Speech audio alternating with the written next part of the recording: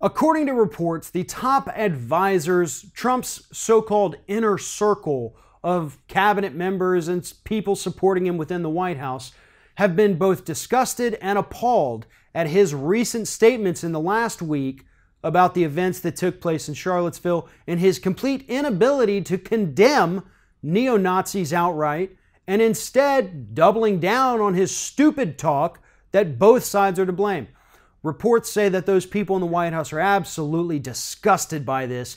That's what they're talking about privately, how horrible this whole week has been, how disgusting the president is. And then as soon as he walks into the office, they shape up, they throw a smile on their face, and they stand side by side with him as he spews those hateful talking points that he likes to give during these racial tension times after a white supremacist murdered someone.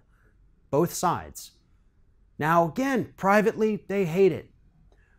But what you do in private doesn't matter. If you are not willing to come out and speak publicly and say that what he's done is wrong, I cannot defend what he has said. I do not agree with him. I will not work for him anymore.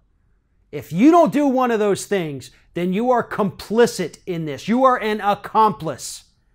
Sitting around, as so many others have said this week, sitting around and doing nothing is just as bad as what those protesters did, as what Donald Trump has done. If you do not speak out, you're an accomplice. And it can't be that these people are worried about finding a new job, because staying with Donald Trump is just as toxic as leaving him.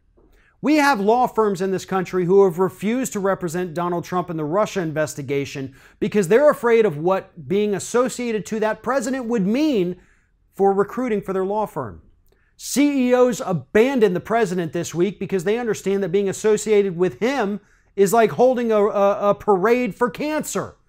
You don't do that if you want to protect your brand and your image. So if these people want to protect their future and ensure that they can get jobs later on, the smart thing to do would be to leave the president or to publicly say, I don't agree with him. If he doesn't like that I said that, then fire me. But instead, they're taking the coward's way out. They may say privately to reporters on condition of anonymity that I'm disgusted and I really hate what this guy's saying, but it's what they do in public that counts. And so far, as of right now, they've done absolutely nothing.